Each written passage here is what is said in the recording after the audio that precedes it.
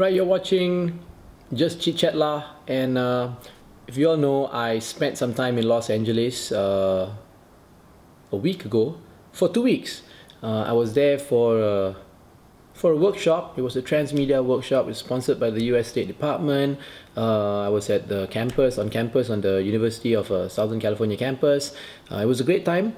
But I also managed to catch up with a fellow Malaysian who's living in Los Angeles, and I think everybody knows the most famous Malaysian who's living in Los Angeles right now. It's Yuna, the musician Yuna. So yeah, so I spent time with her. I had lunch with her. Then we went to her house. We hung out. We had a conversation, and we had a chit chat. And this is how it went.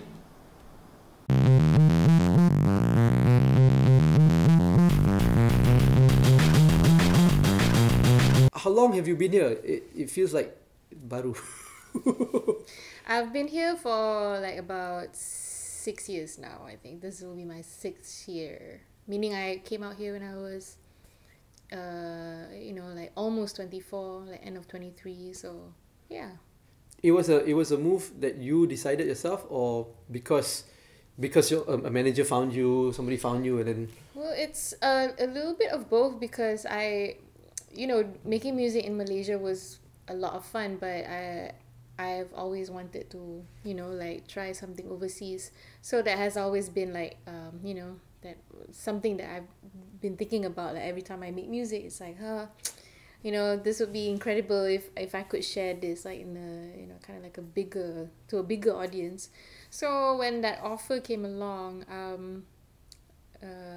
I just decided, okay, let's just do this, but not like immediately taking up the offer, which you should never do. You should like do some research, before like saying yes, I'll move out to LA. So just to make sure people are not like taking advantage of you. So it does happen, right? People take advantage. Oh yeah, all the time, definitely. right? That's why like previously before that, like a lot of people actually reached out to me, like they wanted to bring me out to LA, but I kind of just like, nah, I'm not gonna do it. Like I don't trust just anybody, But when Ben, my manager, came, like he actually flew out to Malaysia, and like he actually spent that money. Kind of that was, shows he's serious, yeah. It's So real, he was really serious, and he made that effort to just like come out, because normally out here like people don't just do that, So that's kind of like the reason why I was like very confident about this decision of moving to the US and making music out here. And also I just needed something new. I think after a while, like things were getting a little bit redundant in Malaysia, KL, KL. So yeah. Wow, and then 6 years, has it been tough? It's actually, there's a lot of like ups and downs, but you learn how to survive, I think. Like in the music industry in the US, it's so big, it's so vast, so you can just like do one day you can work on your album, or you can do something with TV, or you can write for another artist. So it's so there's no like a direction or like a map to like this, like getting to becoming a successful singer in or artist like in over here. You can just like dive into different things and also like make money out of that. So I think it's a lot of fun. Like I've never had like any problems of just like, oh my god, I don't have money or anything like that. There's always like a way to kind of just like, okay, well, this job came out, you want to do it? I'm like, okay, let's do it. And it's always like a great thing. Like for example, like I did something with DreamWorks, and I did something with Disney, and I guess it's important like for me as an artist to always be open to like anything, not just like be too consumed with my art and like, ooh, I don't want to do anything else, So so it's been really good. And being in the US gives you the opportunity, which isn't available in Malaysia. Well, there is, but I think the obviously the what do you call it, the offers that that comes in is a lot different. Not to say that if I'm in Malaysia I won't be able to do stuff like with Disney or anything like that, but it gives them the comfort, your clients, you know, the comfort of being able to reach out to you when they need you, you know. So that's the reason why I figured, okay, maybe it's a good thing to move out here, so I'm always there. And if they need like someone, you know, the first name that comes to mind is like, what about that girl Yuna? You know? So, and that has been like happening for me, like you know, I think people like working with me, so well, you're nice. I'm you're nice, right? I'm easy to work with. You know, I'm not like a diva or anything like that. I don't think so. But you don't think so? I don't think so. Leave your comments, you know, like down here. Maybe you're not happy about anything I've done in the past. But no, I think, you know, like so far it's been like really good. You know, I'll get like all these different opportunities, which is kind of nice. So yeah. Yeah, I mean, you've had songs on TV shows. You've had songs in movies, right? Yeah. And you've got your albums and you've got shows going on. Yeah. Right? Touring. So it's great, right? Yeah. Yeah. Like also like the touring part, like in Malaysia, like I guess you could tour, but it's kind of like limited, you know, like yeah, you could go to Asia and stuff like that, but I feel like if I were to like stay in Malaysia, I would still probably like be really active in music, but to think that this is my 5th year and I've been to like maybe I counted all the countries I've been to for touring, not like as a tourist or anything like that, but touring, like playing music and performing, like I've been to 15 countries, I think. Wow. 15 different countries. It's like, you know, like crazy. So yeah. Now when you do your work and all that here, do you always think about, okay, yeah, I'm here in the US and I'm recording here and I'm playing my music here. Do you always try to have that connection with Malaysia, or trying to appeal to Malaysia as well? Of course, you know, because I'm first and foremost, you know, like I'm from Malaysia, and I think that's the reason why I'm getting a little bit of that success here in the States, because, you know, I'm not from here, I'm different, so people like that, you know, people like it when you're like, you have something different to offer, something else to offer than the same like pop things, or like yeah, they like some diversity, you know, in the music industry. So but yeah, I think if I make my music, I think once in a while, like yeah, I think about what I want to do, and then later on, like I think about, oh, you know, like would my fans enjoy this? That's the second question that comes to mind. And my fans are not just Malaysians, they're now also everywhere, like right? Everywhere. Yeah. So yeah, I try to like think of something creative. Like sometimes, you know, like it'd be cool, like, ooh, you know what would be cool? It'd be cool to add like some gamela into this music, you know, just to you know, like do you feel that? Do you feel like that responsibility of putting in some Malaysianness into the music? I used to feel that way, but now it you know, I feel like if you try to do it, it becomes kind of like pretentious, almost, you know, like you try to hide, kind. Yeah. So for me, like just let things happen naturally. Like in the studio, if it feels like, okay, I'm gonna add like some Indian tabla into this music, you know, like just a little bit and see what happens, you know.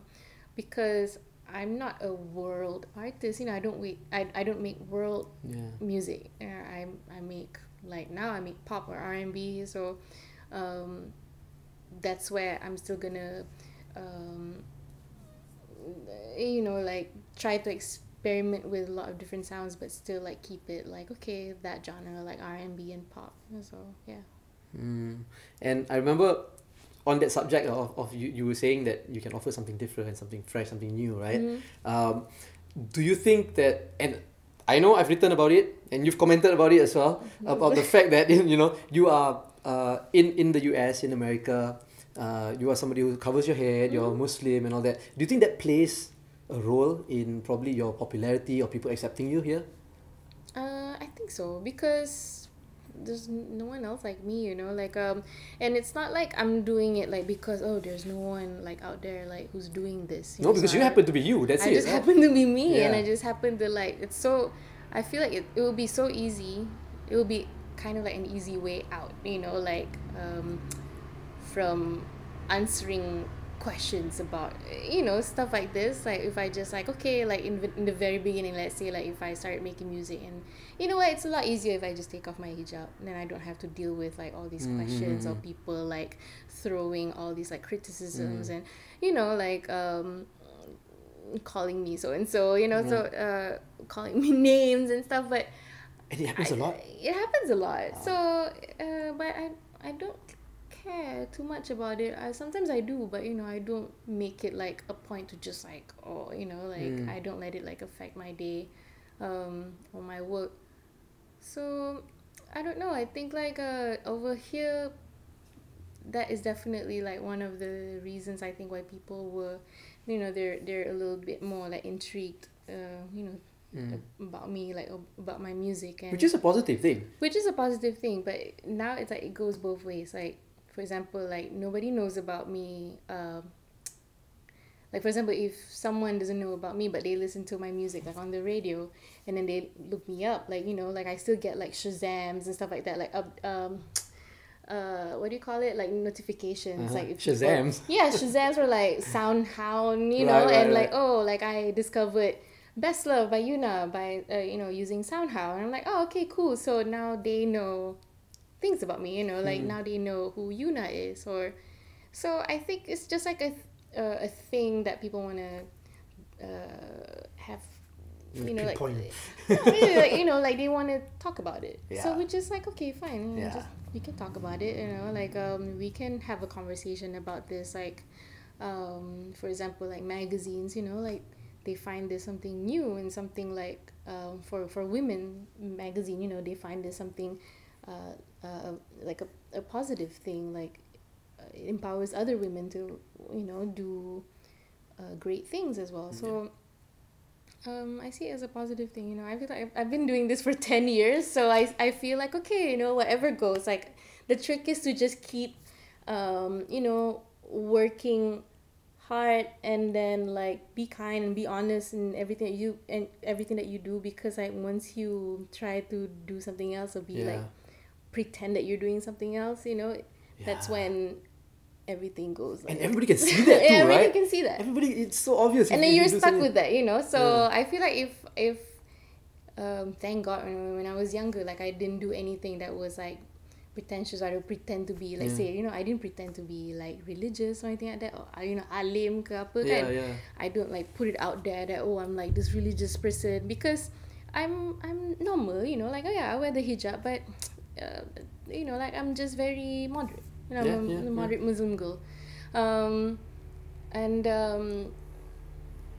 but considering the fact that I was young and I was wearing the hijab, and a lot of people like wanted me to be a certain way, like, you know what I mean? Yeah, because you're like that, you have to act like that.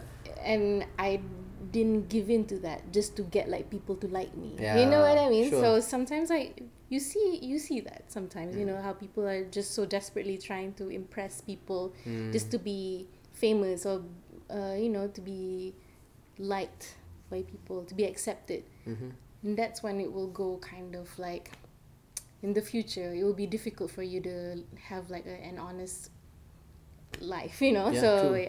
And I think people also fail to see that sometimes there's a lot of hard work and effort that goes into it. You know what I mean?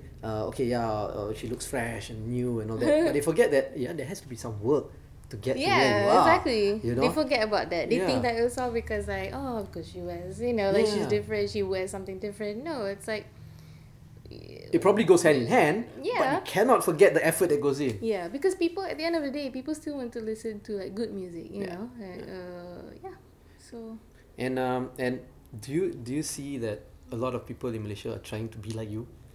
Do you see that? You know, when you suddenly made it big, everybody started wearing the tudung like you, right? And then now a lot of girls are trying to sing like you. Do you notice that? I mean, people have said that to me. I think, you know, like I think it's a good thing, like for them to be inspired. Like even for me, like I would never say that, you know, I'm this original like you know, like my work is an original work is always like derived from something else. You know, Yeah. like it's always inspired by. I listen to a lot of Fiona Apple. Fiona Apple. I haven't heard that name in a long time. Fiona Apple. Who else? Like Gwen Stefani. I love Lauryn Hill. You know, I love Aaliyah. So I love Sade. You know, so like for example, like people would listen to my recent album and they say, "Oh wow, like this song sounds like a lot of like you know like." This is very Sade. Where it's like, okay, cool. You know, I love Sade, and I'm really happy, and it's a kind of like a good thing for me as well. I'm like, okay, well, you know, they didn't say that. Oh my God, this is like a horrible version of Sade. It's something that they enjoy to listen to, and something that I enjoy listening to. So I think it's a good thing that. You know, it's a starting point for these girls. Like, regardless, I don't care if they sound like me or they're trying to be like me. You know, it's a starting point. Like, And they'll find their way, right? And then after that, like, where do you go from here? You know, are you just going to like copy like everything that I do? So far, I've never seen anything like that. You know, like with our girls, like they've always like managed to, you know, make their own way or like. You know, create their own career, like their own like model of like their own body of work, you know. So yeah. Well, everybody starts wanting to be like somebody, right? Yeah. And then later on, they find their own skin. Yeah. Yeah. So, are you settled down here? 6 years? Do you feel like home here? It does feel like home, you know, as you can see on my stuff. It looks like I have kids already in the house. It's like my stuff everywhere. But I think, you know, this is probably like Malaysia will always be my home. But this is definitely like it feels like could be my second home, you know, like I enjoy working here. I have friends. I have a lot of friends here, and I see them like as families, you know, like extended families, like my cousins. You know, I have friends who kind of like look like me as well. So it's kind of like weird. We could be cousins. So yeah, definitely. Like You spend a lot of time here too, right? I spend a lot of time here. Most of the year you're here. Most of the year I'm here, and but I try to come back to Malaysia once every maybe like 2 or 3 months. So yeah, I mean, for now I can still do that. You know, there will be a time like where I would have to make a decision to kind of just okay, where do I live now? You know, like where do I start a family? Like when or you know like do I want to do it here in the States or like in Malaysia? So that one is something that I have to figure out later on. Okay, so what are you doing this year? What are the things that we can look forward to? Well, this year, wow, 2017. I'm currently working on some new music. So, because I'm a singer-songwriter, that's what I do. I work on, I'm working on some new stuff. And I'm also working on a music festival in Malaysia. It's called Lovely Fest. And yeah, it's happening in March. So I'm really excited about that. That will be like my first music festival, I think. So definitely you're going to be the headliner lah. Definitely you're going to be the headliner, right? But there will be other people also performing. Yeah, there'll be other people, you know, like they're all like really good friends of mine. So I'm really, really happy that they wanted to be a part of this. You know, I'm really blessed to have friends who are like that. You know, they've been so supportive of my music career since day one. You know, like even like one of them, if not because of him, I wouldn't be performing even. My first show was given to me by this person, Mio from Ochitaku, you know what I mean? So he's going to be performing. It'll be like, you know, like just whole time, like a reunion. Yeah, like a reunion. And it's actually, essentially, it's my 10th year anniversary. Yeah, so I didn't want to. Yeah, timing, and so I didn't. It's good timing, and I didn't want to do something that's like kind of like, you know, Yuna concert, whatever. Like I want it to be like a festive, like a more what do you call it? It's like a celebration with friends and everybody coming together. It's more, you know, like it feels like you're having like a family day or something like that. You know, you can play games, you can eat, you know, shop. So yeah, it's going to be quite interesting. Nice. I'm excited. Are you caught up in any way with the political situation happening in the US with President Trump and the immigration stuff and all that? Oh, of course I have to. You know, like I'm not a very political person, but you know, I keep myself updated, and also it's important because a lot of my fans, you know, like a lot of them are affected by whatever that's happening. You know, like a lot of them they're from here, and they go through like all these things. You know, like, and I see them react to it, like, you know, and I feel for them. So even though I'm not from here, but you know, I feel their pain kind of. So yeah, That is a good thing. and I have to take care. I care for my fans. So because I feel like, for example, like when I go on tour, you know, they take care of me. Right. You know what I mean? Yeah. So yeah, so I just have to kind of, I feel a certain like, oh yeah, I want to be there for them as well. So yeah. It doesn't affect you in any way, right? Us as Malaysians, nothing As at all. Malaysians, yeah, but you know, but as I guess, you know, I'm Muslim, and Yeah. the word is there, you know, like Yeah. the what do you call it? The what do you call it?